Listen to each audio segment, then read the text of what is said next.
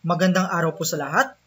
Ang tutorial video po na ating gagawin ngayong araw ay kung paano po mag-download ng Kotobi Reader sa ating desktop or sa laptop at kung paano po mag-download ng Kotobi Reader sa ating mobile devices.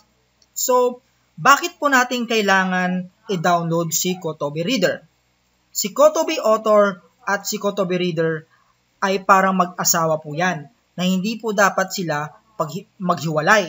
Kung meron po kayong Kotobi Author, dapat meron din po kayong Kotobi Reader.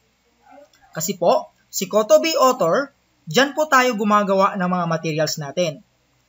Habang si Kotobi Reader, dyan po natin piniplay or niraran yung ginawa po nating materials. So, kailangan po talaga natin si Kotobi Reader. Kasi kung wala po si Kotobi Reader, hindi natin ma-view o hindi natin magagamit ang ating ginawang materials.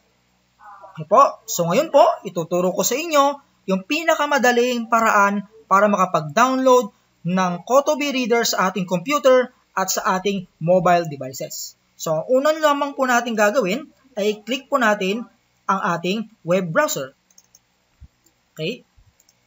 Pagkatapos po natin i-click ang ating web browser, type po natin www.kotobi.com. Click Enter. Okay, after po natin maklik na Enter, pupunta po tayo, dadalhin niya po tayo dito sa ating Kotobi website. So, punta lang po tayo kay Products. Under the Products, makikita po natin yan si Kotobi Reader. Click lang po natin si Kotobi Reader. Pag after natin i-click si Kotobi Reader, dito niya po tayo dadalhin. Okay? Yan. So, meron po tayo ditong makikitang overview at saka versions. Ang i-click po natin ay ang versions.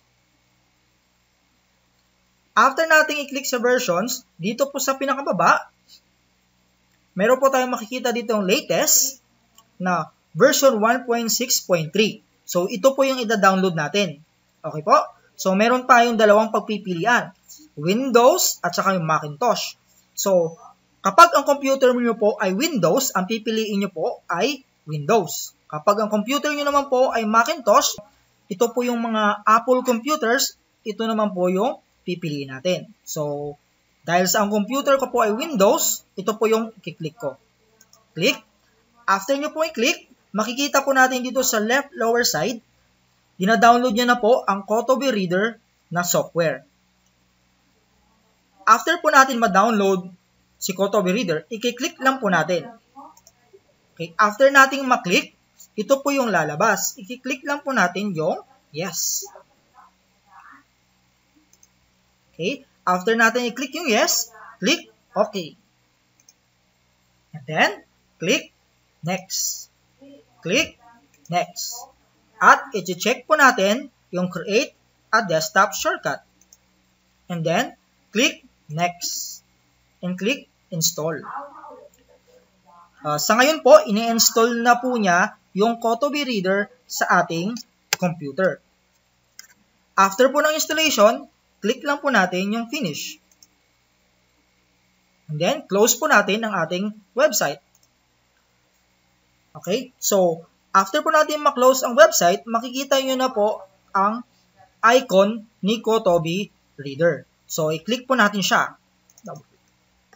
So, paano po natin mailalagay yung ginawa nating materials kay Kotobi Reader?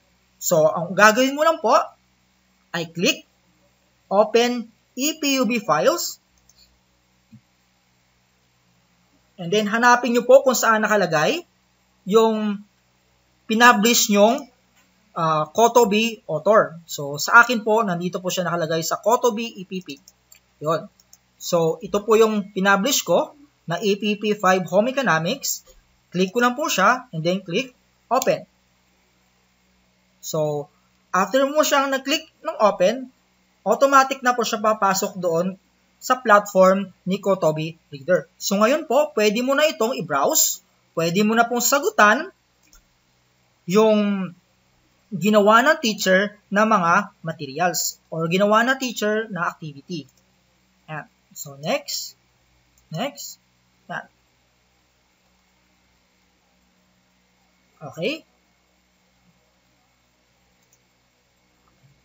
Kung babalik naman po tayo sa homepage ni Kotobi Reader, mapapansin nyo po yung ginawa po nating materials ay nandito na po siya. Yan. Okay po. So, anytime na gusto nyong i-open, click nyo lang po yan, yung materials, and then, pwede nyo na po siyang gamitin. Okay po. So,